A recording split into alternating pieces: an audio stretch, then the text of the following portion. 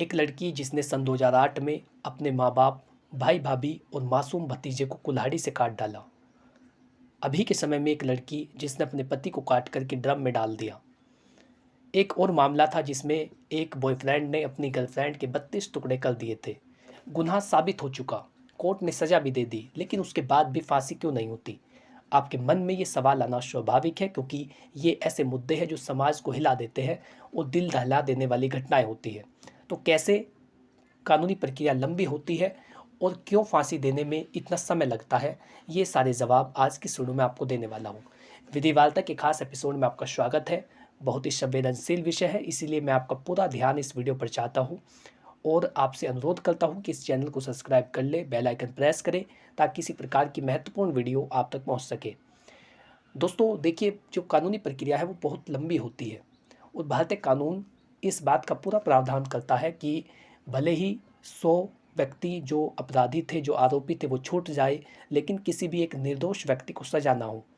कुछ मामलों में ये सिद्धांत लागू होता है और हरदम ये ख्याल रखा जाता है कि किसी भी निर्दोष व्यक्ति को सजा ना हो। एक तो ये कारण होता है कि जो कानूनी प्रक्रिया है वो लंबी होती है।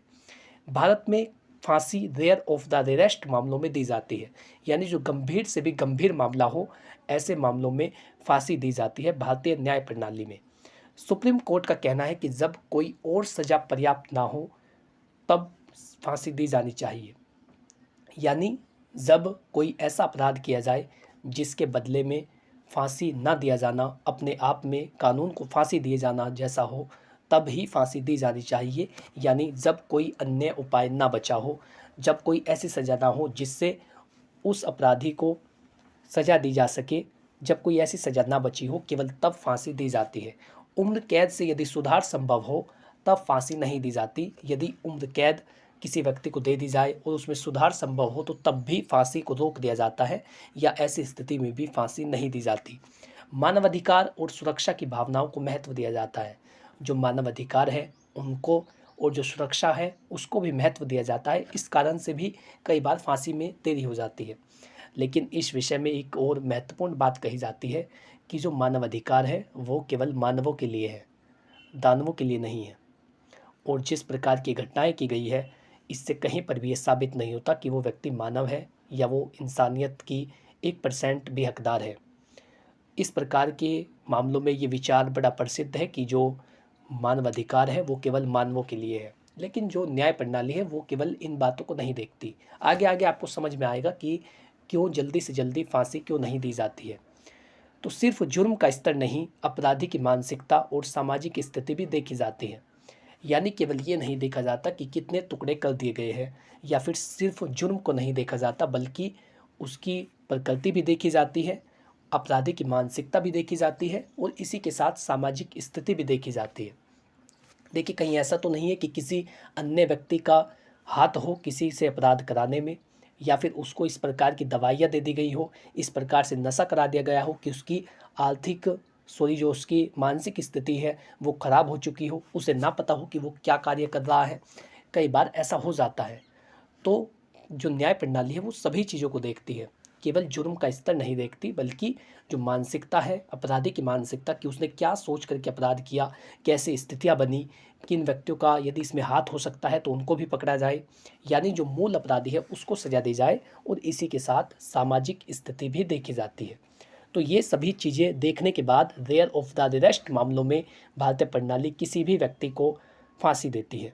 जो गंभीर से गंभीर मामला हो उसमें भी पहले ये देखा जाता है कि जो जुर्म का स्तर है केवल उसी को नहीं देखा जाता, बल्कि अपराधी की मानसिकता, सामाजिक स्थिति और जो अपराधी की मानसिकता है, जो उसका दिमाग उस समय उसमें क्या चल रहा था, ये सभी चीज़ें देखी जाती है। फैसला एक दिन में नहीं बल्कि 3 स्तरों पर सुनवाई होती है, और ये भी कारण होता है कि मामले में देरी हो रही होती है, क्योंकि प्रत्येक व्यक्ति को यह अधिकार है कि वो ऊपरी अदालत में अपील कर सके।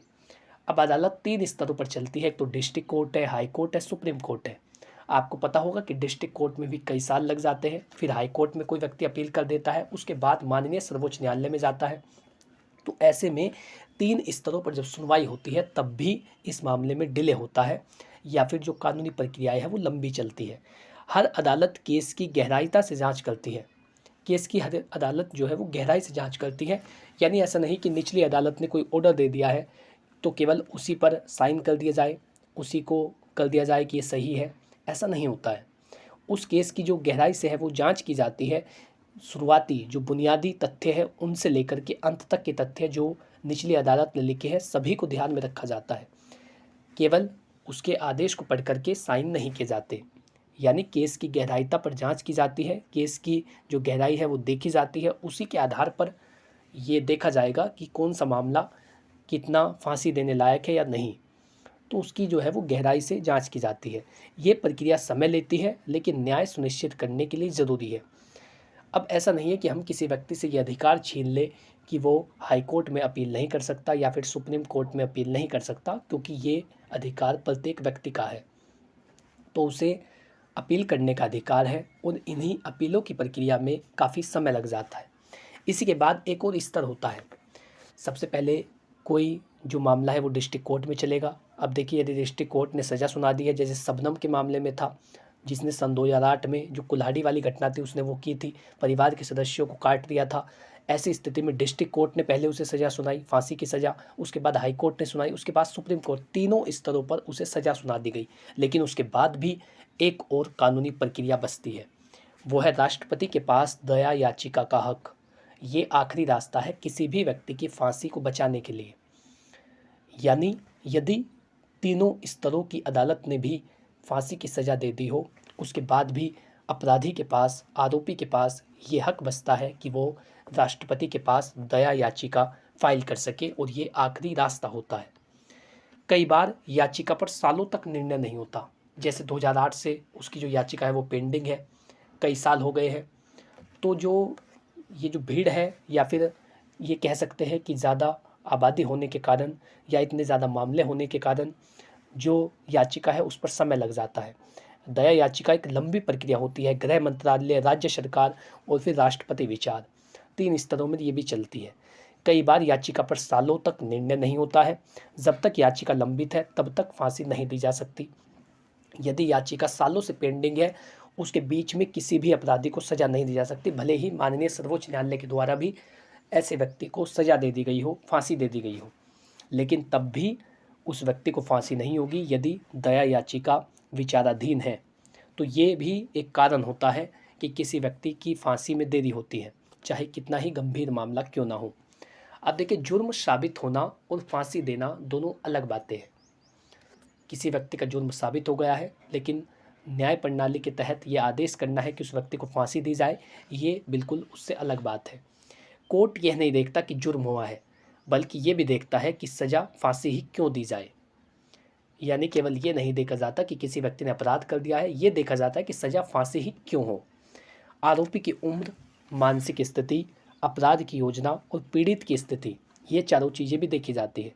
आरोपी की उम्र, जिसने अपराध किया है उसकी उम्र क्या है, किस उम्र में उसने अपराध किया था, उसकी मानसिक स्थिति तब कैसी थी, किसी और ने उसे अपराध करने के लिए मजबूर तो नहीं किया था, या उसे किसी प्रकार की धमकी तो नहीं दी गई थी, या उसने नशीली दवाओं को खा करके ऐसा तो नहीं किया था।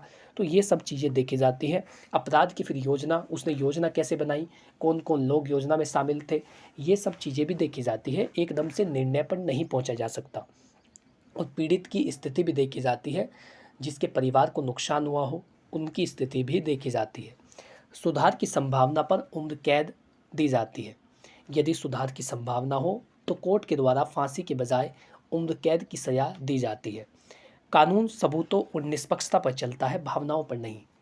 ये भी महत्वपूर्ण कथन है कि कानून सबूतों और निष्पक्षता पर चलता है, कि किसी व्यक्ति के साथ भेदभाव न किया जाए, इस आधार पर कानून चलता है, केवल भावनाओं पर नहीं चलता है। अब यदि किसी व्यक्ति को फांसी की सज़ा सुना दी जाए और बाहर खड़े हुए उसके बच्चे रो रहे हो, तो फिर ऐसे में कोर्ट अपना फैसला नहीं बदल देती।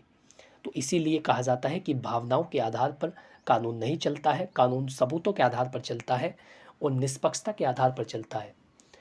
तो इस प्रकार से आपने इस वीडियो में जाना कि क्यों फांसी देने में इतनी देरी हो जाती है, क्यों अभी तक उस लड़की को सज़ा नहीं मिली, क्यों अभी तक उसे फांसी नहीं दी गई जिसने इस प्रकार की घटना की थी, और ये जो मेरठ की घटना है इसे भी न जाने अभी कब फांसी होगी।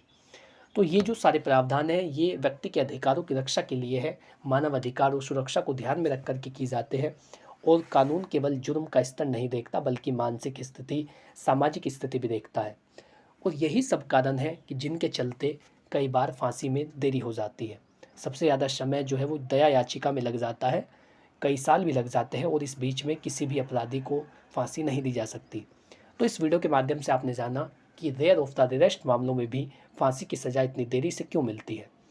यदि ये जानकारी आपको पसंद आई हो, आप इसके माध्यम से समझ पाए हो, आसानी भाषा में आप ये समझ पाए हो कि कैसे किसी भी व्यक्ति को फांसी देने में देरी होती है, तो इस वीडियो को लाइक करें, चैनल को सब्सक्राइब कर ले ताकि इसी प्रकार की महत्वपूर्ण वीडियो आप तक पहुंच सके।